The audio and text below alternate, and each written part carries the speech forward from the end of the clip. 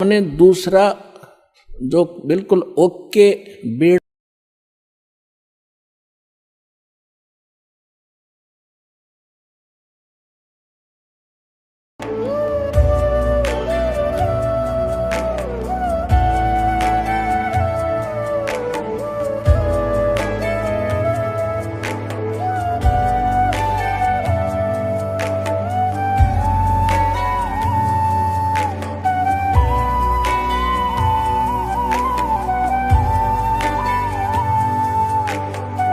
पूर्ण परमात्मा पाप कर्म दंड को भी काट सकता है। अभी तक जिस भी संत व महापुरुष से मिले उन्होंने यही बताया कि पाप कर्म फल भोगने से ही समाप्त होगा। वो प्रभु कौन है जो पाप कर्म को काट देता है, वो काल के बंधन से छुड़वा देता है। उसका क्या नाम है, पूजा की विधि क्या है? कृपया अवश्य सुनिए जगत गुरु तत्वदर्शी संत रामपाल जी महाराज के अमृत वचन। सबसे पहले तो ये देखो, ये ज्ञान आज तक ना किसी ने सुना और ना सुनाया, किसी के पास था ही नहीं। और जिन महापुरुषों के पास था उनको प्रतिबंध कर दिया था, मालिक ने प्रतिज्ञा करा दी थी कि अभी इसको डिस्क्लोज ना करना। तो महापुरुष थे, वो अपनी अमृतवाणी में बोल के सारा कुछ लिख के एफिडेविट बना के कबीर इज गॉड, ये वो फाइनल कर गए थे वो महापुरुष, जिनके दास बार बार उनके शुभ नाम आपको सुनाता है। और फिर हमारे सदग्रंथ उसी का प्रमाणित करते हैं कि कबीर इज गॉड। तो फिर ये क्लियर हो गया कि आज तक कोई हमें यही निर्णय नहीं करके बताया कि भगवान कौन है और कैसा है। अब जैसे रामकृष्ण को और विष्णु जी को, शंकर जी को भगवान मानने वाले, उनसे अगर हम पूछा करते थे कभी कि भगवान, वो कहता मैं समाधि लगाता हूं, भगवान देखा आपने? भगवान दिखता थोड़ा ही है, वो तो निराकार है। अरे ये विष्णु ब्रह्मा जी की मूर्ति रख रखी, ये क्या फिर? तो हमारा निराधार ज्ञान था, बेसलेस था, हम डामाडोल थे, स्थिर नहीं थे। और इसी प्रकार ये राधा स्वामी किसी ने पूछ लो या किसी महर्षि ने पूछ लो, अभी तक जिनके विचार रहे हैं, परमात्मा तो निराकार है। साकार आता जब रामकृष्ण रूप बन जाता फिर निराकार हो जाता है। तो खाक ज्ञान था इनको। वेद बताते हैं कि वो परमात्मा सशरीर है, मनुष्य दृश्य है, ऊपर सिंहासन पर विराजमान है और उसके सिर पर मुकुट है। ये तो वेद बताते हैं, राजा की तरह बैठा। और यही वो संत बताते हैं जिनको भगवान ने जिन आंखों देखा वहां पर। तो फिर इसमें कोई डाउट नहीं रहा कि हु इज गॉड और कैसा है वो भगवान। तो ये सारे कंसेप्ट क्लियर इस दास ने करे, आज तक किसी ने नहीं किए। तो इसी प्रकार इस साधना पर भी विश्वास करना, किसी से डगमग ना होना, क्योंकि काल ने अपने एजेंट छोड़ रखे हैं। वो अपने कर्म बिगाड़े हैं तो वो भी भगवान के बच्चे, पर भ्रमित हैं, उस काल से प्रेरित हैं। उनका दुर्भाग्य है कि वो अशुभ काम पर लगे हैं। तो दास की उन सभी संतों से भी प्रार्थना है कि वो भी भगवान के बच्चे हैं और परमात्मा के बच्चों को मिसगाइड करके वो भगवान के दोषी हो रहे हैं। सबसे बड़ा अपराधी इस पृथ्वी पर यदि कोई प्राणी है जो गलत ज्ञान प्रचार करता है, वो भगवान का सबसे बड़ा अपराधी है। और आज देख लो, आज तक इस दास के अतिरिक्त या पहले महापुरुष रहे, उन्होंने जो ज्ञान दिया वो अपने सत्र का दे ही गए, उन्होंने आगे नहीं ये मंत्र वगैरह डिक्लेयर किए, वो बात अलग है। लेकिन वर्तमान में इस दास के अतिरिक्त सभी मिसगाइड किए बैठे ये संत, मंडलेश्वर, आचार्य और शंकराचार्य। तो ये अपराधी उस परमात्मा के, इनको चाहिए अपना भी कल्याण करावें और सच्चाई से अपने अनुयायियों को भी परिचित होने दें। इनका भी कल्याण हो जाएगा, समय आ गया, ये तो होगा ही होगा। ये कह देंगे तो इनका जो है बड़ी शाबाशी होगी, इनकी इज्जत रह जाएगी। और नहीं तो चलिए तो यहाँ आवेंगे, फिर ये अकेले बैठे रहेंगे वहाँ पर, रोए जाइए अपने कर्माने। आज कौन ऐसा मूर्ख है जो अपने जीवन को नाश करेगा जब पता लग जाए? तो फिर दूसरी समस्या ये आती है कि गुरु नहीं बदलना चाहिए। कोई बात हुई या एक डॉक्टर से इलाज नहीं होता तो 100 बदलने चाहिए अपनी जान बचाने के लिए। और कबीर साहब कहते हैं, जब लग गुरु मिले नहीं साचा, तब लग गुरु करो 10 पांचा। और झूठे गुरु के पक्ष को तज ना लावे वार, और द्वार ना पावे शब्द का वो भटके वार का वार। और इतना शीघ्र बदल देना चाहिए गुरु को। कबीर साहब कहते हैं कि डूबे थे पर उबरे, गुरु के ज्ञान चमक, और बेहरा देखा जरजरा, उत्तर चले फड़क। पहले बेड़े होया करते थे, फ्लोटिंग लकड़ियों का एक बेड़ा बना लिया। अभी तो नौका तो बहुत बाद में चली है, पहले बेड़ा होया करता था, उसके ऊपर बैठकर दरिया को पार करके अपना कोई काम करने जाते थे, उन बेड़ों के ऊपर बैठ के जाया करते। तो वो बेड़े कई बार गल जाते थे, कंडम हो जाते थे। तो जब परमात्मा कहते हैं कि जिस साधना को आप कर रहे हो, जो गुरु की, जिस गुरु के जहाज में आप बैठे हो, उसका जब आपको उसके सामने दूसरा जो बिल्कुल ओके बेड़ा आ गया, नौका समझ लो आप, बेड़ा तो नहीं समझ में होगा।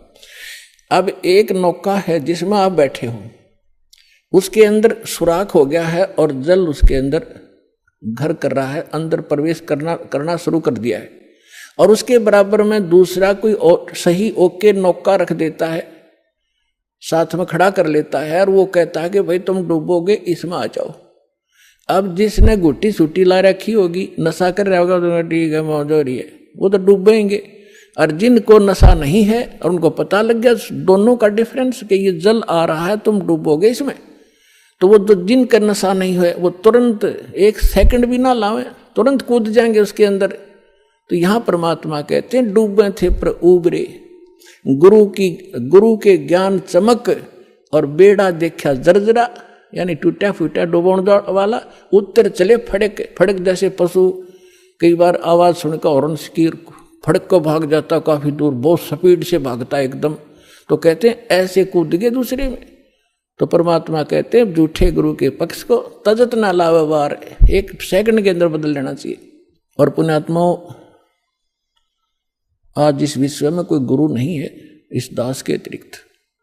सतगुरु की तो बहुत दूर की बातें हैं, वो गुरु भी नहीं है। तो कबीर साहब कहते हैं, गुरुआ गाम बिगाड़े संतो, गुरुआ गाम बिगाड़े, गुरुआ गाम बिगाड़े संतो, गुरुआ गाम बिगाड़े, ऐसे कर्म जीव कहला दिए, ईब जड़े ना धाड़े।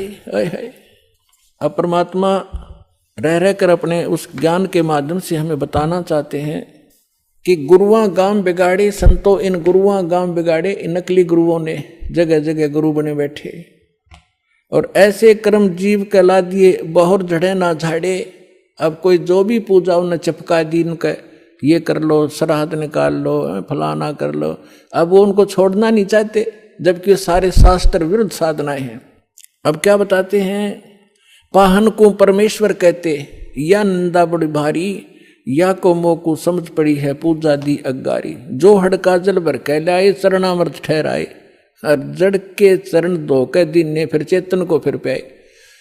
अब क्या बता रहे हैं कि जैसे पहले हमने देखा हमारे गांव में एक शिव जी का मंदिर है, और कभी वहां चले जाते थे, कभी त्योहार होता था, शिव जी का मेला पड़ता था, तो क्या करते थे, उस जोड़ में तालाब में जिसमें भैंस भी माए मूतते हैं, उस सब नहाया करती, वह भी पेशाब करें, टट्टी करें, और उसमें से भर के लाते लोटा, और उसको फिर भगवान शिव जी के उस पर शिवलिंग पर डालते, और फिर आगे निकलता उसको लोटे में भर लेते। उसने चरणामृत बना कर सारा नबाटा करता पुजारी। परमात्मा कहते हैं कि जो हड़का जल भर के लाए तालाब से, और चरणामृत ठहराए, और जड़ के चरण धो के प्याए, उस पत्थर की मूर्ति के चरण धो के प्याए, और जड़ के चरण धोकर दीने चेतन को फिर पाए, चेतन को प्याओ जड़ की जो पत्थर के चरणों का चरणामृत। फिर कहते हैं कौवा मच्छा और मीन जल पिया, और बिष्टा की नामाई, गुरुआ कह तो गारा लग गया, जुग जुग छूटे नहीं। भरम विभूषण शब्द हमारा, कोई गावे कोई रोवे, और पांडे को तो परख नहीं, ये किचड़ी मुंह में धोवे। कहते हमारा जो ज्ञान है ये सब भ्रम का निवारण करने वाला है, इसको सुनो। और पांडे जो यानी जो आपके गुरुजी आपको दीक्षा साधना बता रहे हैं, ये तो ऐसा है जैसे कीचड़ से कपड़ा धो रहे हो तुम, दूनी गारा लगेगी, वो साफ नहीं हो सकता जो साधना आप करें।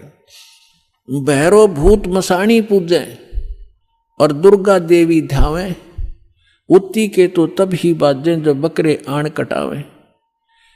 भेड़ पूछ को पंडित पकड़, ये बादो नदी बिहंगा, गरीबदास वो भवजल डूबे नहीं साध सत्संगा, कि जिनको संतों का संग नहीं मिला, सत्संग नहीं मिला, वो भवजल के अंदर ही डूब जाते हैं। भेड़ पूछ को पंडित पकड़े, ये आपके गुरुजी कहते हैं। आपको दरिया पार कराने के लिए ऐसा साधन दे रखा है, जैसे कोई ये कह दे कि भेड़ की पूछ पकड़ा दे और कहते इसको लेकर दरिया में बढ़ जा, ये पार कर देगी तुझे। तो वो साधन दरिया को पार करने का नहीं है, ये तो आपको अंडरस्टूड है। उसका कौन सा साधन है कि नौका हो ओके, लीक प्रूफ हो, वाटर प्रूफ हो, और उसने रखे और साथ में फिर चलाने वाला सही कार्य बिल्कुल परफेक्ट हो, और उसमें बैठे फिर पार होगा। भेड़ पूछ के पकड़ने से दरिया पार नहीं हो सकती। इसी प्रकार जो साधनाएं आज तक आप कर रहे थे वो ऐसी साधना थी, मोक्ष कराने के लिए जैसा आप उद्देश्य ले रहे थे ऐसी थी, जैसे भेड़ की पूछ पकड़कर दरिया पार करते, और वो भी भादो वाली दरिया। भादो के अंदर सबसे ज्यादा वर्षा हुआ करती थी और सभी दरियाएं ओवरफ्लो होकर किनारों को चाटती हुई चला करती हैं। और ऐसे भयंकर समय में और ये साधन दे रखा आपको। तो यहाँ कहते हैं भेड़ पूछ को पंडित पकड़े भादो नदी विहंगा, और गरीबदास व भवजल डूबे जिन नहीं साध सत्संगा। जिनको संत सतगुरु नहीं मिले वो यहीं डूब जाएंगे। कबीर साहब कहते हैं कबीर इस संसार को समझाऊं कै बार, और पूछ पकड़ के भेड़ की ये उतरा चाहे पार। अब थोड़ी सी इन नकली गुरुओं की हिंदी करता हूं, उसके बाद आगे आज की कथा सुनाएंगे। अब परमात्मा क्या कहा करते, गरीबदास साहिब को भगवान मिले, सचखंड ले गए, फिर वापस छोड़ा। और परमात्मा ने पहले कहा था कि 12वां पंथ जब गरीबदास 12वें पंथ का जो संचालक होगा, प्रवर्तक, उसके माध्यम से मेरी वाणी पुनः प्रकट होगी, मेरा ज्ञान दूंगा। और बीच में जैसे 600 वर्ष पहले कबीर साहब जी ने धर्मदास जी को जो ज्ञान दिया था वो कबीर सागर में लिपिबद्ध हुआ। तो परमात्मा ने पता था कि बीच में काल के दूत इसमें कोई ना कोई गड़बड़ करेंगे। आप एक अनुराग सागर है, कबीर सागर का एक चैप्टर है। तो ये कबीर पंथी विशेषकर उस अनुराग सागर को ही घसीट रहे थे। और कबीर सागर के संशोधनकर्ता ने यो युगलानंद बिहारी जी ने एक टिप्पणी कर रखी है इसमें कबीर सागर में, उसको संशोधित करते हुए कि मेरे पास अनुराग सागर की 45 कापियां हैं, कुछ हस्तलिखित कुछ प्रिंटेड। इनमें बहुत सी ऐसी हैं जो एक दूसरे से मेल नहीं कर रही। तो इसका क्या मतलब है कि जिसने जैसी भी उचित समझा, अब जिस भी संत ने, जो नकली संत थे काल के दूत, जिन्होंने वो समझ में वाणी नहीं आई वो काट दी, अपने अनुकूल जो वो बकवाद करा करता हुआ लिख दी और उसको आगे प्रिंट हो गया। तो उसको कंप्लीट करने के लिए, सुचारू करने के लिए परमात्मा ने कहा था कि संवत 1774 होई ता दिन प्रेम प्रगटे जगलोई, और उसके माध्यम से मेरी पुनः वाणी प्रगट होगी। तो वो गरीबदास जी ने वह कसर, परमात्मा ने गरीबदास जी को सच ऊपर ले गए, फिर वापस छोड़ा, उसमें वो फीड कर दिया। जैसे एक मोबाइल से दूसरे मोबाइल में पूरी की पूरी फिल्म फीड फैक्स हो जाती है और उसमें भी रह जाती है। तो परमात्मा ने ऐसे वो ज्ञान गरीबदास जी में दिया। तो गरीबदास जी ने फिर इन नकली संतों के बारे में क्या बताया है, कंठी माला सुमरनी ये सभी सिलसिला मेटे, कन फूका गुरुआ मिले है जो जम मारी फेटे। कंठी माला सुमरनी भाई पैरे से क्या हो, ऊपर डूंडा साध का और अंदर रख्या खो। कहते हैं ये ऊपर कंठी पैर ली, माला बना ली, एक मणिये की माला कंठी पहनते हैं कबीरपंथी नकली।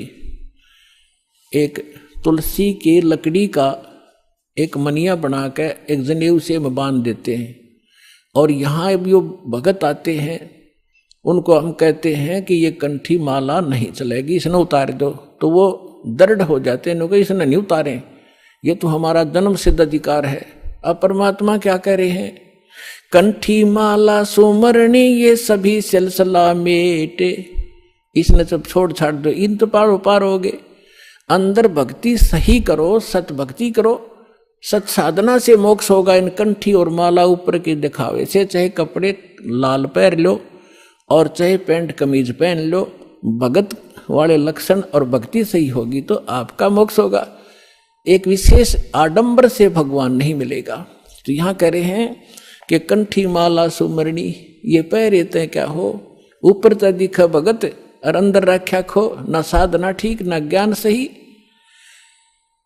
कंठी माला सुमरणी भाई पहरे से क्या हो, ऊपर ढूंढा साध का अंतर रख्या खो। कन फूका गुरुआ में लह जाने भाव न भेद, जम के हलकारे फिर ये हाथों में लिए बेद। ओए होए होए, अपनात्माओं एक एक वाणी ऐसी अनमोल है महापुरुषों की। कहते हैं कि ये कन फूका गुरुआ मिले, कान में फूक मारनिया और जाने भाव न भेद। और कहते हैं ये काल के हलकारे घूम रहे नकली संत जो वेदों के ज्ञाता माने जाते थे, न कख भी नहीं पता वेदों का। वेद पढ़ने पर भेद न जाने ये बातें पुराण 18, और जड़ को अंधा पत्ते खुआवे भूल गया सृजनहारा। अगर इन्होंने वेद पढ़ा होता ये पत्थर पूछते, वेद का ज्ञान होता। तो कहते हैं ये वेदों, ये काल के दूत फिर रहे हैं, वेद को हाथ में लिए लिए। आपने एक नकली महर्षि दानंद की सारा इतिहास आपके रूबरू कर दिया दास ने, और यो कितना शिखर में चढ़ा रखा था, सिरपद रखा था एक आदमी ने। ऐसा महर्षि नहीं, इस जैसा वेदों का ज्ञाता नहीं। तो ऐसे कहते हैं ये काल के दूत थे, वेदों का नाम ले ज्ञान सारा उल्टा ठोक रखा। तो यहां उसी को प्रमाणित कर रहे हैं कि जम के हिलकारे फिरे ये हाथों में लिए वेद। जहां भी आप महर्षि दानंद की फोटो देखोगे, वेद पहले दर रखे, उसमें चारों जन संठे काले रखा था, लिखे लिखाए भी सना हो जैसे, और कक का पता नहीं उस आदमी ने। तो पुण्यात्माओं आज तक ये न्यू बिजली गिर रही थी। हम इनको महर्षि माने थे, ये थे कौन बालका जैसे ज्ञान के भी। इनका सत्यार प्रकाश आपके दास ने आपके रूबरू किया, जिसको हम सर्वधारीय मान्या करते, और उसमें इतना डंगा बकवाद भर रखी जो एक आम आदमी भी ना लिखे ऐसी बात, और मूर्ख भी जो उसने लिख रखी। कहते सूर्य पे ऐसे व्यक्ति रहते हैं जैसे यहाँ पर हैं, सारे बाग बगीचे हैं, सारे पदार्थ हैं, बता। वो एक इंसान भी था और महर्षि की पदवी पाएगी। कहते हैं झूठे गुरु बहुत हैं ये अनगन कोट अनंत, सार नाम का भेद बतावे सो सतवादी संत। झूठा गुरु काल है ये फांसी दे अड़ाए, मारत है मैदान में वो छलबल बहुत बनाए। झूठा गुरु काल है ये गुरु का दया स्वरूप, या मैं मीन न मेख है जैसा संवल रूख है। एक एक वाणी का निष्कर्ष देखो पुण्यात्मा। महापुरुष ये थे, वो महापुरुष भगवान से प्राप्त ज्ञान, यानी ये तत्व ज्ञान है। कहते हैं झूठा गुरु काल है और गुरु का दया स्वरूप, और या मैं मीन न मेख है जैसे संभल रूख। अब जैसे एक संभल का पेड़ होता है, संभल, और संभल के पेड़ पे ये तोता जो होता है, तोता ये वृक्षों को सिलेक्ट कर लेते हैं कि ये वृक्ष, देखते रहते हैं, ताक में रहते हैं कि ये पौधा उगा है, ये पेड़ बनेगा और फिर इसके फल खाऊंगा। तो उस जो ये संभल का पेड़ जब उगता है, बहुत सुंदर पत्ते होते हैं, बड़ा हरा भरा होता है, और बड़ा हो जाता तो इतने बढ़िया फल लगते हैं इसके डोडे, और ऐसा लगता है जैसे बहुत ही स्वादिष्ट पदार्थ होगा, लेकिन उसमें होती है रुई। अब वो तोता ये देखता है कि ये फल पक गया, 12 वर्ष इंतजार किया कि फल खाऊंगा, इस फल यहाँ ये पेड़ गणे हो गए वृक्ष इसके संभल के, और जब वो परिपक्व होते हैं, जिस उद्देश्य से वो चोंच मारता है, उसमें वो पदार्थ ना हो करके रुई उसके मुंह में फंस जाती है, उसने जान बचानी मुश्किल हो जाती है तोते। तो यहां परमात्मा कहते तुम जिनको गुरु मान रहे हो, उन पर आश्रित हुए बैठे हो, लास्ट में आपने ऐसे पश्चाताप करना पड़ेगा जैसे उस तोते ने उस संभल के वृक्ष को एक अच्छा फलदार, स्वादिष्ट फलदार वृक्ष मान के उस पर आश्रित था, फिर सिर पटक कर रो रहा था। झूठा गुरु काल है ये गुरु का धरा स्वरूप, या मैं मीनन मेख है जैसे संबल रूख। फिर क्या बताते हैं, कान चिराए क्या हुआ ये कर कंकन मन पाल, मुद्रा पैरें क्या हुआ सिर फोड़ेगा काले। कहते हैं कान चिरानते, कान में मुद्रा पहनते और 36 आडंबर करने से परमात्मा नहीं मिलेगा और यम के दूत लठ मारेंगे तुम्हें तुम्हारे गिर के। कहते चुंडित मुंडित पकड़ लिए इनसे जम किंकर ना डरता। ये चुंडित कति जटा बड़ा बड़ा को बड़ी बड़ी राखों ऋषि दिखाई दे और कति गोटम गोट करा रखा साधुपना दिखाने के लिए। कहते इन यम के दूत ना डरते इन बकवादों से, वो तो सत मंत्र जो सच्चा नाम जिसके पास होगा उससे भयभीत होते हैं। फिर क्या बताते, मौन रहा तो क्या हुआ ये बोले से नो भेवे, मौनी वक्ता एक है ना पर से दिल देवे। अब जैसे एक नकली था, आडंबर करे बिना इनका काम चला नहीं, दुनिया आकर्षित नहीं हो। एक ने कहा कि मौन धारण कर रखा उसने। एक कबीर पंथी घीसा पंथी संत था और दास को पहले नाम देने का आदेश नहीं था जब तक 1988 से 1994 तक। तो दास इनको संत मान के इनसे परमात्मा ने इनकी तलाशी दिवानी थी मेरे तक, उससे मिलता था, चर्चा होती थी। एक दिन मैं गया तो क्या पता चला कि महाराज जी तो मौन व्रत रखा है 41 दिन का। मैं चलो भाई ठीक है। मैं बैठ गया तो वो निकला गुफा से बाहर। तो उसने क्या किया, एक स्लेट ले रखी जो बच्चों की होती थी पहले, स्लेट पत्थर की, और एक चौक ले रखा। उस पर लिखा कि भगत जी को चाय पिलाओ, स्लेट पे लिख दिया। तो वो चाय ले आए। फिर लिखा कब आए, वो बोला जी अभी आया हूं। अच्छा, अब उस स्लेट पे लिखे और फिर उनको पानी पिलाओ। अब यहाँ वो परमात्मा कहते हैं कि मौन रहा तो क्या हुआ जो बोले सैनो भेव, इशारों से बात कर रहा, मन तो डिस्टर्ब हो लिया। बताओ उस मौन रहने से क्या लाभ हुआ तुझे। और मौनी वक्ता एक है ना पर से दिल देव। परमात्मा के पाने के लिए ये आडंबर केवल बकवाद मात्र है आपकी, इनसे ये भगवान नहीं मिले। और ये भोली आत्मा इन्हीं से प्रसन्न होते हैं। बाबा जी भाई 41 दिन में, और फिर 41वें दिन उसने वो व्रत खोलना था, समागम हो गया, हजारों आदमी इकट्ठे हो गए, लाखों रुपये उसने मिल गए, हो गया उसका काम पूरा।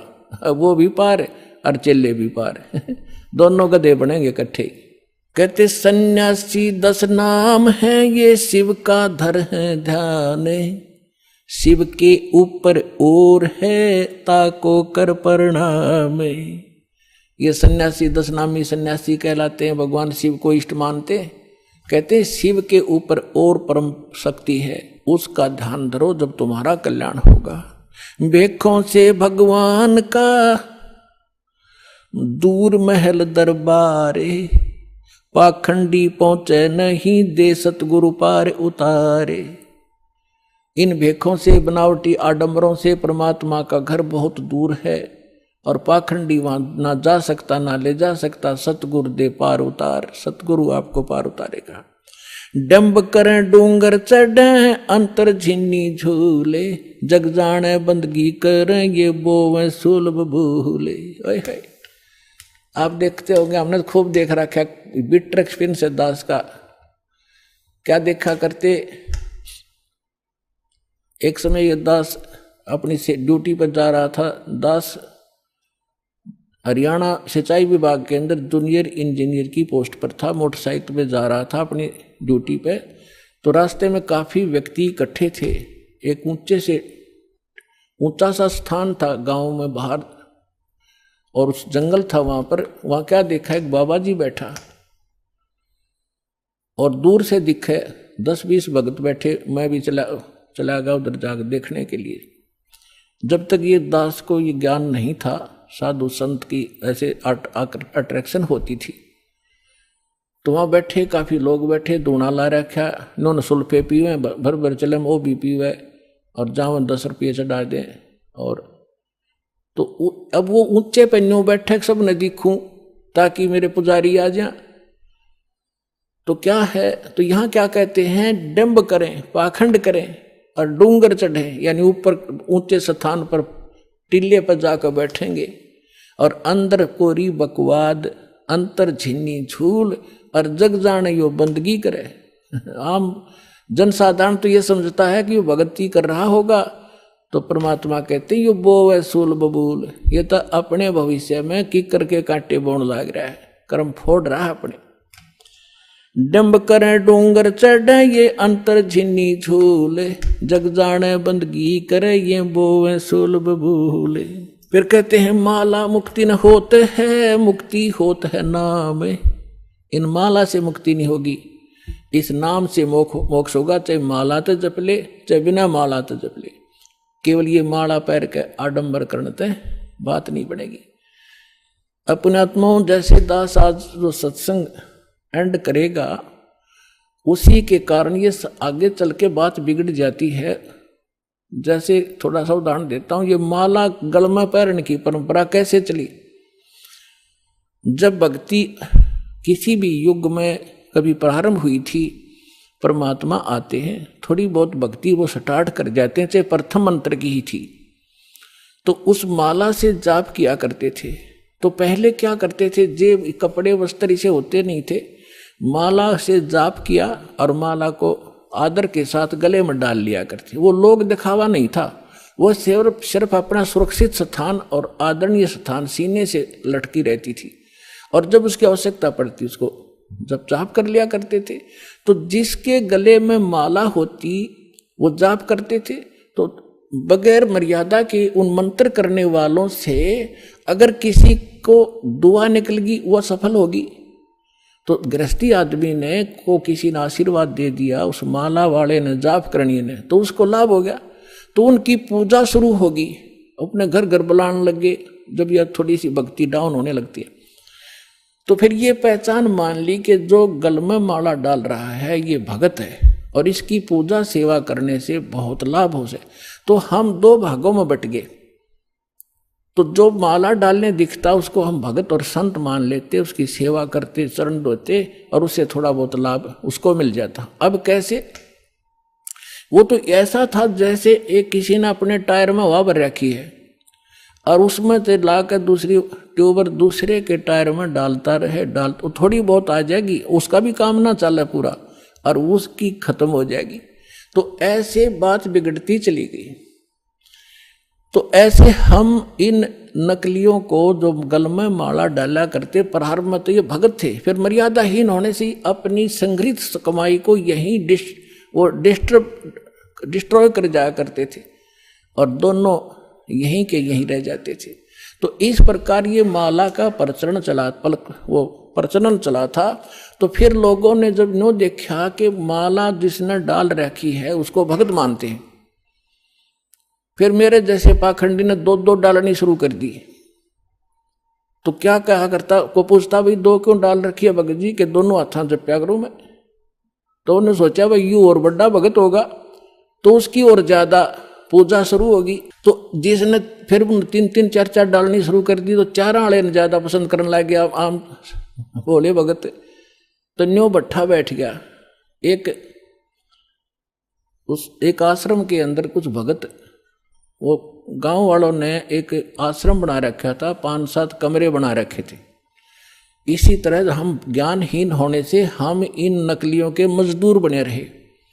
हम इनको ये थोड़ी बहुत भक्ति कर दे जैसी, और फिर हम उनसे सेवा करके रोटी टूका खुआ कर थोड़ा बहुत राहत हम ले लेते, हम इनके भिखारी बने रहा करते थे। अब दास चाहता है कि घर घर में सब धनवान हो, भगवान के खजाने में कोई कमी है, जो भक्ति करेगा वो धनी हो जाएगा, भगवान की भक्ति का सारे सुख आपको प्राप्त होंगे, हम क्यों किसी के मुंह की तरफ देखेंगे। फिर तो क्या था,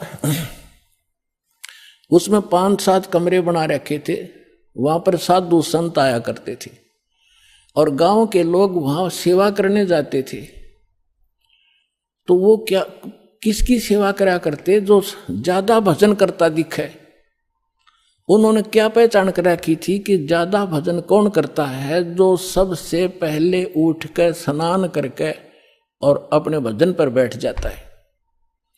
तो भगत वहां जो रहते थे सेवादार एकादा, तो गांव वाले उनसे पूछा करते थे कि आज पहले कौन सा उठा था, कि आज जो उनके लंगोट सूखा करते बाहर, एक एक कोपीन रखते थे, वो धो के सुखा के और अपने भजन पर बैठ जाते थे। तो जो सबसे पहले बता देते थे कि ये उठा था सबसे पहले, ये इसी का लंगोट सूख रहा, तो उसी की पूजा ज्यादा लोग करने लगे। और दूसरे जो लेट उठते थे उनको वो विशेष ध्यान नहीं देते थे, उसी का पूजा करनी, उसी को प्रणाम करना, उसी के पैर दबाने। तो दूसरे एक उनमें नकली था, आलसी सा आदमी, उसने सोचा भाई यू के चक्कर है, इसकी पूजा क्यों हो रही है? तो उसने पता चला कि वो बखत तो उठा है, इसलिए यार इनने पहचान कर रखी है लंगोट की, इसका पहले सूख क्या पावे। वो क्या करने लग गया, उन तो सबसे पहले उठा आध घंटा, और इतना आलसी था और नाव भी ना था, लंगोट ने पानी में बेकर सबसे पहले टांग दे उड़ा और उल्टा सो जावे। तो वो उन्होंने पूछा भाई ये किसका लंगोट है? कि ये इस महात्मा का है। वो सारे उन सारे ने छोड़ देगा, उस नकली के लाग गए साथ, उस लंगोट की पहचान करके पहले कौन सा उठे रात ने। तो हम न्यो भक्ति का नाश कर लिया। तो यहां परमात्मा कहते हैं माला मुक्ति न होते है, ये मुक्ति होते है नाम।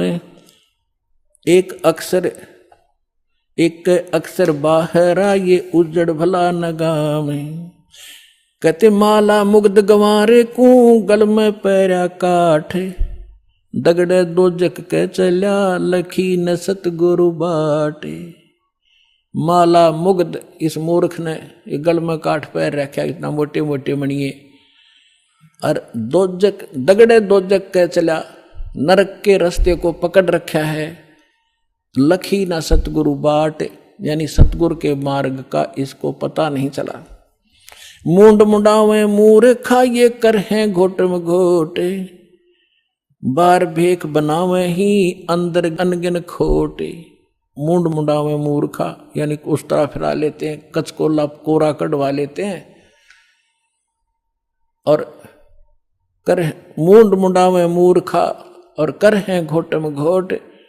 और बाहर भेख दिखावे ही, बाहर तजनो दिखे बड़ा महात्मा होगा, अंदर अनगिन खोट।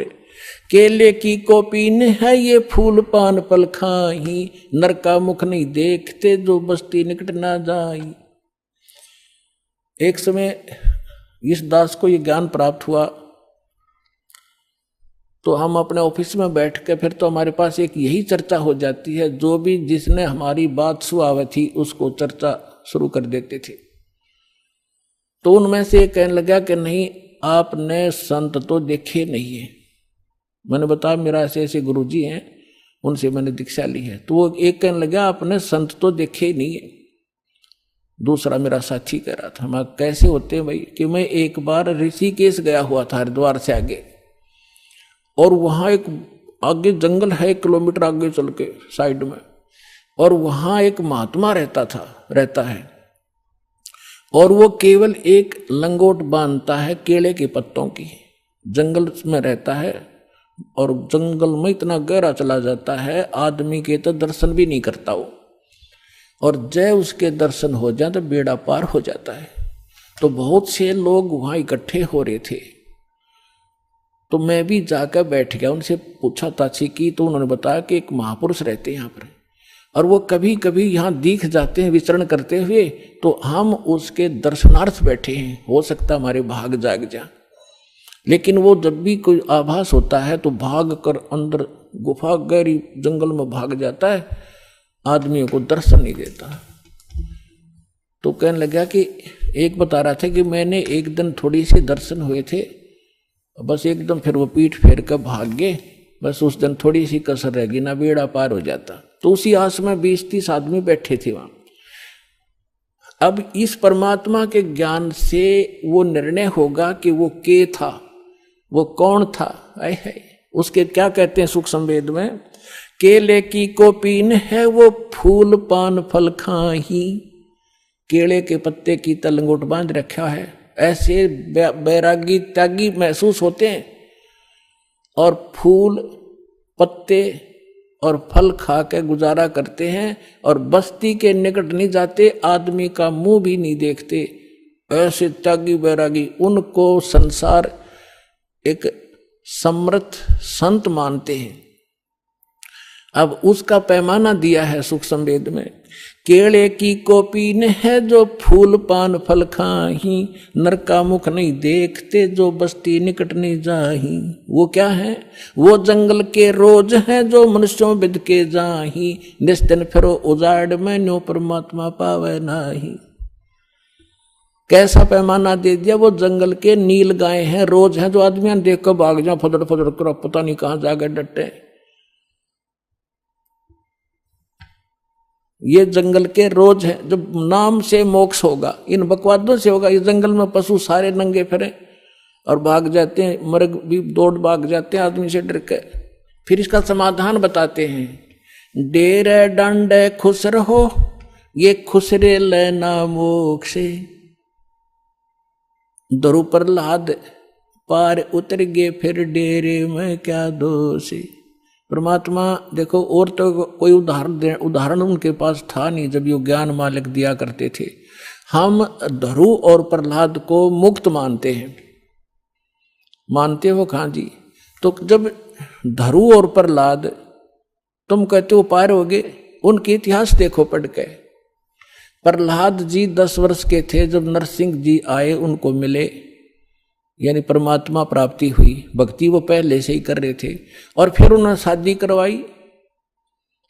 और जो राजा बलि था, जिसने वो 100 अश्वमेघ यज्ञ करी थी इंद्र की गद्दी प्राप्त करने के लिए, और जिसके लिए भगवान आए थे 52 रूप बना के, तो वो प्रहलाद का पोता था, बैलोचन का लड़का था। तो उनने ब्याह करवाया, बालक हुए और वो पार हो गए। और ध्रुव का भाई था उत्तम, उसकी मृत्यु हो गई थी। फिर ध्रुव ने ब्याह करवाया और उत्तम वाली पत्नी भी उसके साथ रखी उसने, तो वो भी पार हो गया। तो कहने का भाव ये नहीं है कि तुम जो बकवाद करते हो कि ब्रह्मचारी जंगल में गए वह पार होंगे। नहीं, अगर ब्रह्मचारी पार हो तो ये हिजड़े तो सब तो पहला पार हो जा, उनका तो 5-6 नंबर आवे। लेकिन मोक्ष होगा भक्ति से, चाहे ब्रह्मचारी हो कर लो, और चाहे ये खुसरे कर लो, और चाहे गृहस्थी कर लो। दुराचार बुरा बताया, ये तो वैसे अच्छा नहीं, वैसे भी बेहुदी बातें हैं। तो कहने का भाव है भक्तों के तो वैसे सतर के काम नहीं है। तो इस प्रकार क्या कहते हैं? डेरे डांडे खुश रहो, डेरे डांडे खुश रहो, खुसरे लेना मोक्ष। और दुरुप्रहलाद भी पार हो गए। फिर गृहस्थी में के दोष? अपने आत्माओं ये 9 काम बिगाड़े हैं। एक बार गरीबदास साहिब जी जब परमात्मा से परिचित हो चुके थे और अपना ज्ञान प्रचार भी करते थे, कोई उसके उनके पास आ जाता था तो ज्ञान भी देते थे, दीक्षा देते थे, केवल सिंपल सी, ये मूल ज्ञान नहीं देते थे। फिर भी उनसे बहुत राहत मिलती थी, वो समर्थ थे, आशीर्वाद से भी लाभ देते थे, संसारिक सुख दिया करते। तो उन एक आपको बताता हूँ इनकी कैसी दुर्गति होती है। जग जाने यो बंदगी कराइए बो है सोल बबूल। एक बेरी गांव है रोहतक जिले में, अब वो जन्म हो गया। तो वहां का उस गांव का एक व्यक्ति था हरलाल नाम का, और वो धार्मिक व्यक्ति था घना। उसने एक साधु रख लिया अपने घर पे कि महाराज आप यहाँ रहो। उसके लिए एक चौबारा बनवा दिया ऊपर, आप यहाँ रहो, हमने सेवा मिल जाएगी, हमारे कर्म बन जाएंगे, आपकी भक्ति बन जाएगी। आपने भक्ति करनी है, आप बाल ब्रह्मचारी हो, घर छोड़ रखा, कहाँ भाई, ठीक है, होगी सेटलमेंट। उसका ऊपर चौबारा बना दिया, एकांत में उसको बढ़िया भोजन दे सुबह शाम, और वो अपना भजन करे, जैसा भी वो सोच रहे थे भजन करे। और वो भजन उसके पास भक्ति थी नहीं हुआ। तो क्या हुआ कि वो क्या करता था, बढ़िया माल खावे और आप खावर सो जावे, या जिसी भक्ति थी अटपट की साधना करे थोड़ी बहुत देर, वो भक्ति मोक्षदायक थी नहीं। तो क्या हुआ, कुछ दिनों के बाद उस संत की मृत्यु होगी, अंतिम संस्कार कर दिया। तो पहले क्या करते थे कि गांव के जो किसान लोग थे बैलगाड़ी रखा करते थे, और ट्रांसपोर्ट का जो काम होता था आजकल ट्रकों से होता है, पहले बैलगाड़ियों से करा करते थे। तो बेरी से और इधर नजफगढ़ साइड में जाया करते थे। वो अपनी उस मंडी से सामान लाते थे, जैसे वहां से गुड़ ले आए, बूरा ले आए, इधर से बाजरा ज्वार ले जाते थे भर के, ऐसे वो ट्रांसपोर्ट करते थे। एक दिन गरीबदास साहिब जी उसी रास्ते पर, जो रास्ता गांव छुड़ानी से होकर बेरी से और आगे जाता था नजफगढ़ साइड में, तो वहां कुआं था एक। उस कुएं पर बैठ कर गरीबदास जी स्नान कर रहे थे। सुबह सुबह गर्मियों का मौसम था, 5 बजे उधर से वो हरलाल गाड़ी लिए आ रहा था। और उसने जो बैल एक जोड़ रखा था, वो बैल था गोरे कलर का, लाल रंग का। और वो क्या उसने, वो बैठ गया, वो बैठता था ऐसे, और वो हरलाल उतर कर फिर उसका लठ मारता, उसने फिर जबरदस्ती ठाता, फिर वो आधा किलोमीटर ठीक चलता और फिर बैठ जाता। तो वो कुदरती वहां बैठ गया आकर जहां गरीबदास जी नहा रहे थे, स्नान कर रहे थे। तो गरीबदास जी न्यों के न्यों उठ के धोती बांध रखी थी नहाते नहाते, और वहां गए उस बैल के पास जो बैठ गया था। एक बैल खड़ा था, गाड़ी रुक गई थी, तो उन्होंने उसके कान में कोई बात कही। वो एकदम खड़ा हो गया, वो बैल खड़ा हो गया। तो किसान ने तो यह बड़ी बात थी, बैल ठीक चलने लग गया। और वो वहां से लेकर बेरी लगभग 10-15 किलोमीटर पड़े है छुड़ानी तक, बेरी तक वो बैठा नहीं। उधर से राम रमी हुई, महाराज कौन हो आप? भाई गरीबदास नाम है मेरा। और यू क्या हो गया? कुछ ना, बस आगे इसका समझ में। जब तो वो चला गया, फिर उसने जाकर देखा, उसका जब न्योना जची कि खड़ा हो गया गरीबदास, फिर बैठेगा थोड़ी दूरी पे, वो ना बैठा। तो फिर उसने पता करा भाई वो बैल ही इतना, इस दूसरे तो भी आगे चल रहा है, तो इतना तेज चल रहा है, क्या चक्कर है? उसने क्या कर दिया इसके कान में। तो वो वापस आया, जब उस गांव में रुक गया और पूछा वह गरीबदास कौन है? वो कुदरती परमात्मा वहीं आगे स्नान, वो गरीबदास जी उसी टाइम से स्नान, उसने नहीं सोचा इस टाइम से आकर वो नान भगत और वहां मिल लेगा। तो जब वो स्नान करना, पता था वो भगत किस लिए आ रहा है, मालिक वो तो परमात्मा से परिचित हो चुके थे। तो जब उसने देखा कि वो आदमी है जो उस दिन बैल के कान में कुछ इसने फूक फाक मारी थी, प्रणाम किया और पूछा भगत जी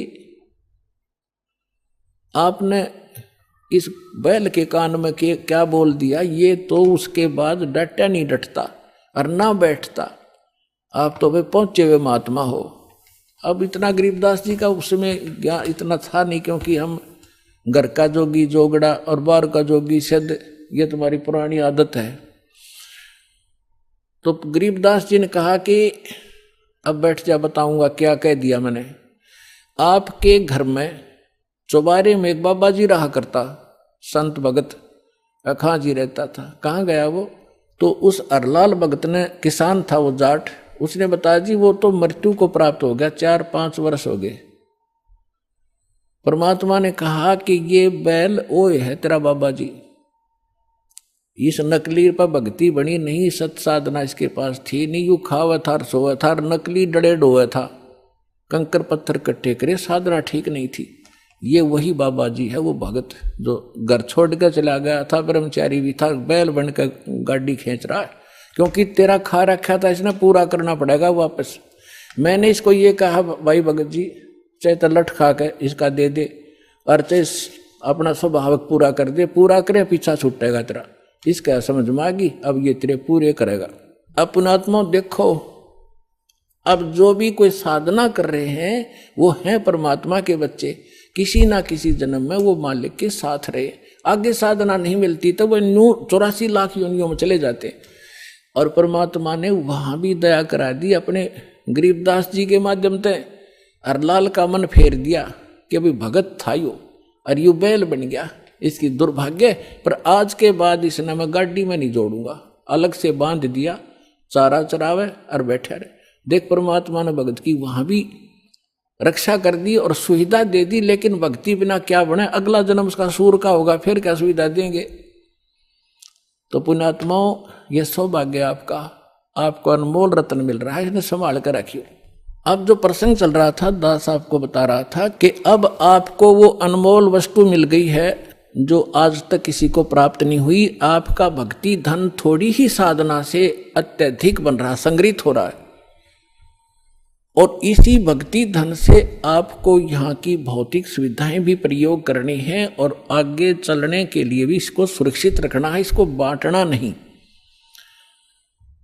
अपने आत्माओं कुछ दिनों के बाद जिसने 1-2 वर्ष साधना या कर ली भगवान की सत साधना, तो आपका जो भक्तिहीन हो जाओगे, आप किसी को आशीर्वाद दे दोगे ना, वो भी फलने लग जाएगा। आपका पंचर हो जाएगा और उसमें हवा भरने लग जाएगी, आप भी डाउन हो जाओगे, यही रह जाओगे। आपकी गाड़ी खड़ी हो जाएगी और उसने उसका लाभ होना नहीं, क्योंकि दोनों को फुल एयर चाहिएगी टायर में आगे गाड़ी बढ़ाने के लिए, और वो अलग सिस्टम है जो दास आपको दे रहा है। इससे पंप सारे भरो और अपनी गाड़ी चलाओ। एक दूसरे मूर्ख होगा जो अपने टायर में दूसरे के टायर में हवा भरे, दोनों कंडम हो जाओगे। तो इस साधना से हम ऐसे बिगड़ जाते हैं। जो प्रसंग चल रहा था कि ऐसे जो जन्म मनुष्य के होते हैं वो ऐसे होते हैं जो पुनकर्मी प्राणी है। जैसे अब ये भक्ति युग चला है, अभी 1-2 वर्ष और बाधा रहेगी, थोड़ी बहुत, ज्यादा नहीं, क्योंकि समझदार हो, बुद्धिमान हो, सबको ज्ञान हो गया, अब कौन किसकी सुनेगा। फिर 1-2 वर्ष के अंदर पूरे विश्व में फैल जाएगा, सब आपके साथी समर्थक हो जाएंगे, फिर बात तक खत्म हो जाएगी।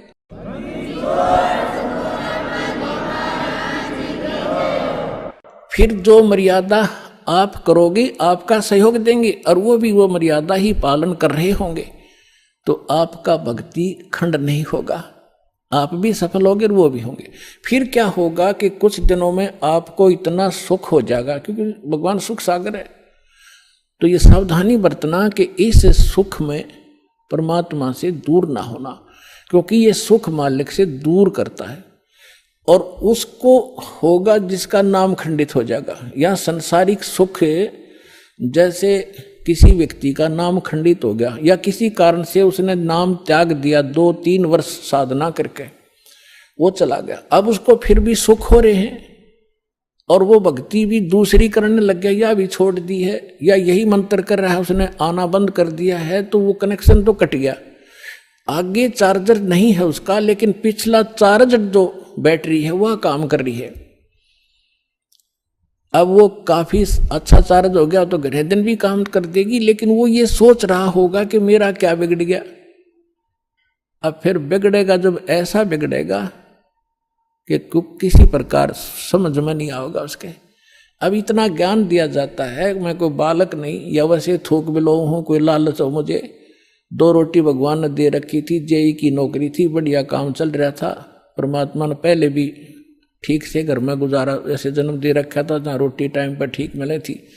तो दास ने पता चला कि मेरे जैसे दुखिया सारे ही हैं जिनको भगवान की चाह हर धक्के खा रहे हैं। मुझे पता लग गया, तो सबको आवश्यकता इस भगवान की, इस ज्ञान की। तो इसलिए दास ने इस पर कदम उठाया। तो इस प्रकार जैसे आप जो सफल होगे। और एक बात और ध्यान रखना, आप यहाँ केवल उसी उद्देश्य को लेकर ना आना कि जैसे रोगी है वो रोग ही स्वस्थ हो, जिसको पुत्र की संतान नहीं है वो संतान ही हो तो बात बने। अगर संतान भी आपको आवश्यक होगी देनी तो यही मिलेगी, पृथ्वी पर कोई नहीं देगा आपने। और जो आपका रोग निवारण होगा तो यही होगा, पृथ्वी पर कहीं होगा भी नहीं, और होगा ही होगा, रोग तो निवारण होगा ही होगा। बाकी संतान भी परमात्मा अगर चाहेगा तो सब कुछ कर सकता है। उसका एक लंबा इतिहास है, फिर बताऊंगा, ऐसी बात नहीं। यहाँ हजारों ऐसे प्रमाण हैं जिनके 10-10 वर्ष, 12-12 वर्ष और 15-15, 20-20 वर्ष ब्याह न हो गए थे और बच्चा नहीं था। सारे सब आजकल तो सारे जो है ना भौतिक और सारे ट्रीटमेंट हैं, ये भी करवा के छक लिए थे मालिक ने, उनको भी संतान दे दी। ये तो कोई बड़ी बात नहीं है, लेकिन हमारा आपका मूल उद्देश्य मोक्ष हो। आइए अब हम उन श्रद्धालुओं के अनुभव जानते हैं जो जगत गुरु तत्वदर्शी संत रामपाल जी महाराज जी से दीक्षा प्राप्त कर चुके हैं तथा उनके द्वारा बताए गए भक्ति मार्ग पर चल रहे हैं। नमस्कार बहन जी। सत साहेब। क्या शुभ नाम है आपका? कविता रानी है। कविता रानी जी, आप कहाँ से आए हैं? अम्बाला जिला, गांव बकनौर। संत रामपाल जी महाराज से नाम दीक्षा लेने से पहले आप क्या भक्ति साधनाएं करते थे? जी, भक्ति साधना तो ऐसे करते थे जैसे सभी लोग करते हैं। हम लोग पहले सिख समाज से खत्री थे हम जात में, जैसे गुरुद्वारे जाना दोनों टाइम। और ऐसे मैंने पहले भी 5-6 साल अमृत हरमंदर साहब अकाल तख्त से नाम अमृत छक्या हुआ था पहले मैंने। उसके बाद में धीरे धीरे फिर मैंने माता जी की भी, उसकी भी पूजा का अपना गुरु नानक, गुरु गोविंद सिंह की या गुरु नानक जी की जो अमृत जैसे लोग छकाते थे वैसे मैंने छका। और छकने के बाद में मेरी समझो मेरी जो गई। उसके बाद में मैंने उनके घर में आने के बाद में समझो मैंने अमृत खंड करके और माता की भक्ति में लग गई। जैसे सभी लोग, मेरी सास वगैरह माता को मानती थी, मैं भी थोड़ा थोड़ा मानने लगी। ये दिल में इतना विश्वास हो गया कि माता को इतना मानने लगी कि मैं चाहती थी कि जो कुछ कर रही मेरी माता कर रही है। और माता कहाँ से मानती थी, जैसे आप यूपी में कटनी जिला पे माँ शारदा का मंदिर जानते होगे शायद, ऊपर में है बिल्कुल पहाड़ की चोटी पे। और वहाँ से मेरे छोटे होते मैं एक बार अपने डैडी मम्मी के साथ में जरूर गई थी। और वहाँ से इतनी भक्ति बन गई कि जो अमृत भी छके हुए थे वो भी मैं खंड करके माता के चरणों में लग गई। और माता की इतनी भक्ति हो गई कि जैसे मेरे पे ना माता की हाजिरी आने लगी। कब आने लगी, जब एक बेटी थी वो मेरे गर्भ में 3 महीने की थी, उस टाइम मेरे को माता ने बताया कि आप लड़के की मांग रख रहे हो, लड़का नहीं, आपको लड़की ही मिलेगी। और चाहे मुझे मानो चाहे नहीं मानो, मैं फिर भी भक्ति करती रही। उसके बाद में मेरा बेटा हुआ, बेटा 6 महीने का हुआ।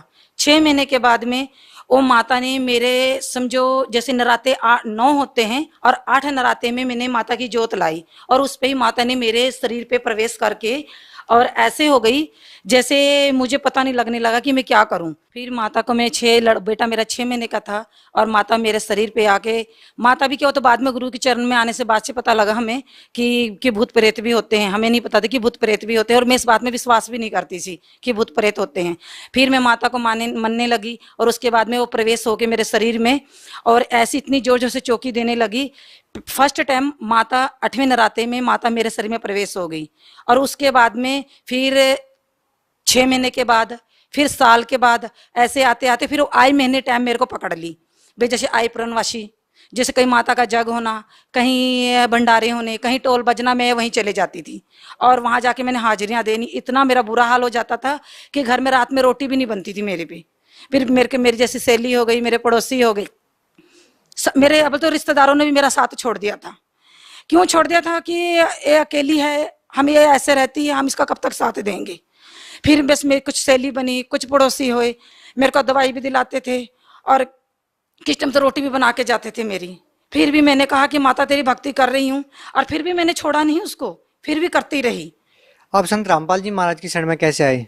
जी, वो तो सिर्फ एक परमात्मा की ऐसी शरण हुई, कृपा हुई कि जो हम उसके शरण में जा सके। कि एक मेरी सहेली थी, उसके बच्चे को भी आई मैंने 2 बारी खून चढ़ता था। उसके घर में एक बसेश्वर भगत हैं, वही हमारे पास में, वो सतगुरु रामपाल जी महाराज के साथ में जुड़े थे पहले। वो उनके घर में आए करवा चौथ वाले दिन चूड़ी डालने के लिए। तो वहां पर ये बात चली, कहने लगे कि आप वहां से नामदान लो और वहां से आपको कम से कम आपका बेटा ठीक हो जाएगा। फिर वो मेरी सहेली कहने लगी वहां जाने का कोई फायदा नहीं है, हम अपने देवी देवते नहीं छोड़ सकते हैं। ऐसे कैसे संत हैं जो देवी देवते छड़वाते हैं वो। फिर हमने 1 साल ऐसे निकाल दिया। उसके बाद में फिर वही करवा चौथ और वही चूड़ी डालने के लिए फिर आ गए। फिर हमने फिर भी सोचा, फिर हमने बोला कि जी कह रहे हैं तो एक बार इस देखने में तो कोई हर्ज नहीं है। फिर वो गहरी नजर गीता हमें देकर गए। उन्होंने बताया कि आप सृष्टि रचना पढ़ो थोड़ा जा। और हम दोनों ने 3 दिन सृष्टि रचना हमने पढ़ी। थोड़ी थोड़ी हमें बात समझ में आई।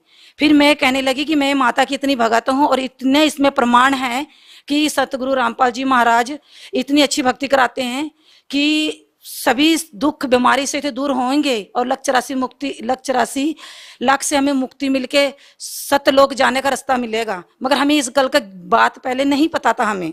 फिर भी हम चलो जी उनके कहने से चले गए। और घर से मैं आपसे हाथ जोड़ के इस परमात्मा की शरण में हाथ जोड़ के मैं माफी मांगना चाहूंगी कि मैं माता की भक्ति में इतनी अंधी सी कि मैं घर से ललकार के निकली थी कि अगर जो गुरु जी होए तो मुझे झुका लेंगे। मगर मुझे सभी कहते थे कि गुरु बनाओ, मैं बनाती नहीं।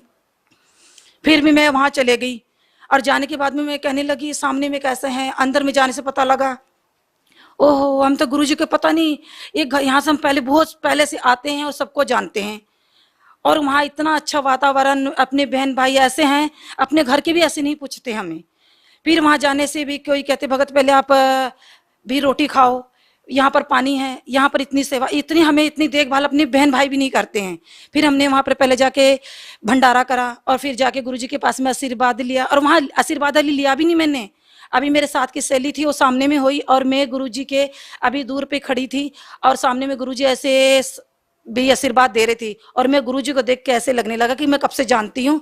और मैं देख के आप मानोगे नहीं ना कि मेरे पैर से ना कम से कम 2-3 इंच मेरे पैर में जंप लग गए, ऐसे ऐसे ऐसे उछलने लगी मैं और रोने लगी बहुत जोर से कि मैं कहती परमात्मा अगर जो भी है तो आप हो यहाँ पर। फिर मैंने गुरुजी के जैसे, और मेरे जब गुरुजी के पास में गई थी और जो माता की भक्ति करती थी पहले मैं उससे गुरुजी के पहले, मेरे सारे पूरे शरीर बॉडी में इतना जलन और इतना सेक था ना कि मैं उसका इलाज मेरा कहीं भी नहीं था। देखिए, पहले आप देवी देवताओं की पूजा करते थे, आप गुरुद्वारे में भी जाते थे, आपने अमृत भी छक रखा था, इतना सब कुछ करने के बाद भी आप भूत प्रेत की बाधाओं से पीड़ित थे, तो क्या संत रामपाल जी महाराज की शरण में आने के बाद आपकी सारी समस्याएं दूर हो गई? जी हाँ, बहुत जल्दी 8 दिन में गुरुजी ने बोलते फर्स्ट टाइम जिस टाइम हाथ रखा था उसी टाइम तो मेरे शरीर की जैसे शरीर में जितनी ज्वाला थी उसी टाइम ठंडी हो गई। मगर जब थोड़ा जैसे मैंने साधना घर में भक्ति करने लगी, परमात्मा की इतनी मेहर हुई सतगुरु रामपाल जी महाराज की, मेरे 8 दिन में मेरे सब पूरे शरीर का जो ज्वाला थी शरीर में, सर से लेके पांव तक जो सेक था वो तो मेरे 8 दिन में समाप्त हो गया, बिल्कुल साफ हो गया। और उसके बाद में और जो हाजिरी में पहले देती थी माता की, उसमें आप मानो चाहे नहीं मानो, मैं जानती हूँ और मेरा परमात्मा जानता है कि मेरे शरीर के अंदर में 24 घंटा भी मैं ऐसे भी खड़ी हूँ ना, तो ऐसे ऐसे ऐसे करके मैं घर में भी बैठती थी, 2-3 बच्चों को अपने छोटे छोटे हैं उनको चढ़ा लेती थी ऊपर में कि बेटा मैं हिल रही हूँ, पर मेरे को रोकने की कोशिश करना। वो किसके वजह से होता था कि वो जो मैं माता की भक्ति करती थी, 24 घंटा मेरे सर पे ऐसे होता था कि जैसे यहाँ पर मेरे कोई ना कोई जैसे 50-60 किलो का इंसान यहाँ पर कंधे पे बैठा हुआ है, और मैं उसको रोकने की कोशिश करती थी मगर वो रुकता नहीं था। क्यों नहीं रुकता था? कि वो भूत बाधा थी, मुझे पता नहीं था। और ऐसे नहीं कि मैंने और कोई संतों पे नहीं गई हूँ, हमारे यहाँ पर करके देवीगढ़ के पास में है, वो जैसे लबाणियों का गुरु है, वो उनका भी इतना प्रचार नहीं है, घरों घरों में प्रचार है थोड़े बहुत में, मगर जहाँ तक उनका प्रचार है वहाँ से लोग बहुत से ठीक भी हो रहे हैं, मगर वो लक्ष्य राशि मुक्ति से साधना वहाँ नहीं है और पूरी भक्ति भी नहीं है, सिर्फ वो माता वगैरह की भक्ति बताते हैं। कि मैं वहाँ जाने से बाद में भी ठीक नहीं हुई थी, और मैं सतगुरु रामपाल जी महाराज के पास आने से आज मैं पूर्ण तरह से ठीक हूँ। पहले जो आपको भूत प्रेत की बाधाएं थी, इतनी साधनाएं करने के बाद भी आप उससे जूझ रहे थे, तो क्या आज आप बिल्कुल ठीक हैं? जी हाँ, मैं बिल्कुल ठीक हूँ और परमात्मा की ऐसी कृपा है। बाकी सभी घर में ठीक हैं, मेरी सास ने, मेरे ससुर ने, उन्होंने भी नामदान लिया हुआ है, मेरे भगत जी हैं उन्होंने भी नामदान लिया हुआ है, अभी वो दुबई में है। देखिए, संत रामपाल जी महाराज के बारे में ये कहा जाता है कि वो देवी देवताओं की भक्ति छुड़वाते हैं, आप क्या कहना चाहेंगे इसके बारे में? जी नहीं, वो किसी देवी देवता को छड़वाते नहीं है, वो ग्रंथ में जो उनकी साधना है देवी देवता की, वो शास्त्र के अनुसार करवाते हैं। उसको कैसे करने हैं और किस तरह उसका भी प्रमाण कहाँ है और कैसे भक्ति करनी है, वो हमारे गुरुजी बताते हैं कि अभी तक किसी धर्म गुरु को नहीं पता है इस बात का। बहन जी, देखिए, आप ये कैसे कह सकते हैं कि संत रामपाल जी महाराज जो ज्ञान बताते हैं वही सत्य ज्ञान है और जो अन्य धर्मगुरु बताते हैं वो गलत है? और ऐसे है ना कि अगर हाँ, आजकल सभी पढ़ी लिखी दुनिया है, ऐसे कोई नहीं समाज में नहीं है जो कोई आजकल छोटा से छोटा और बड़े से बड़े सभी पढ़े लिखे हैं। और ऐसे करो, आप एक बारी देखो और देखिए अपने ग्रंथ के साथ में मिलाओ, पहले देखो तो सही कि कहाँ इसका प्रमाण है, कैसे भक्ति करनी चाहिए और भक्ति सही कौन सी है, और आपके ऊपर निर्भर है। ये नहीं कहते कि गुरुजी हमें देखो, गुरुजी सिर्फ बताते हैं और आपने करना है क्या क्या सही है और क्या गलत है।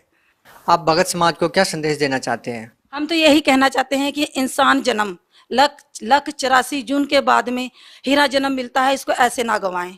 परमात्मा की सही भक्ति और सही गुरु की पहचान करके और अपना नाम लेकर अपने सतलोक और अपने असली घर को चलें। जी, बहुत बहुत धन्यवाद आपका। साहेब।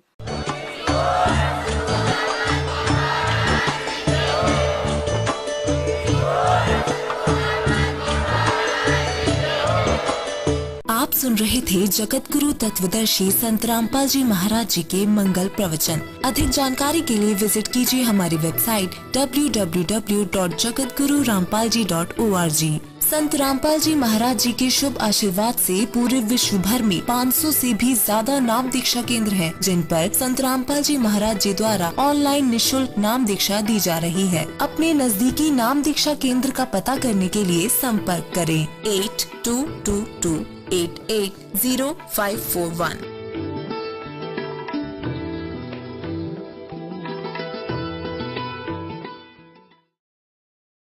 आया है बंजारा केशव आया है, काशी आया माल अपारा केशव आया है बंजारा केशव आया। गरीब केशव बंजारा भया, बालद भरे विचार, मन इच्छा पूर्ण करे, खुद कबीर केशव अवतार। जगत गुरु तत्वदर्शी संत रामपाल जी महाराज जी के सानिध्य में दिव्य धर्म यज्ञ दिवस के उपलक्ष्य में आदरणीय संत गरीबदास जी महाराज जी की अमर वाणी का 3 दिवसीय अखंड पाठ, विशाल भंडारा व निःशुल्क नाम दीक्षा का आयोजन दिनांक 26, 27, 28 नवंबर 2023 को किया जा रहा है, जिसमें आप सभी परिवार सहित सादर आमंत्रित हैं। इस महासमागम में निःशुल्क नेत्र जांच शिविर, निःशुल्क आँखों के चश्मे और निःशुल्क दंत चिकित्सा परामर्श व जांच शिविर भी लगाया जा रहा है। आयोजन स्थल का पता है सतलोक आश्रम, धनाना धाम, तहसील गोहाना, जिला सोनीपत, हरियाणा। समय सुबह 8 बजे से सायं 5 बजे तक।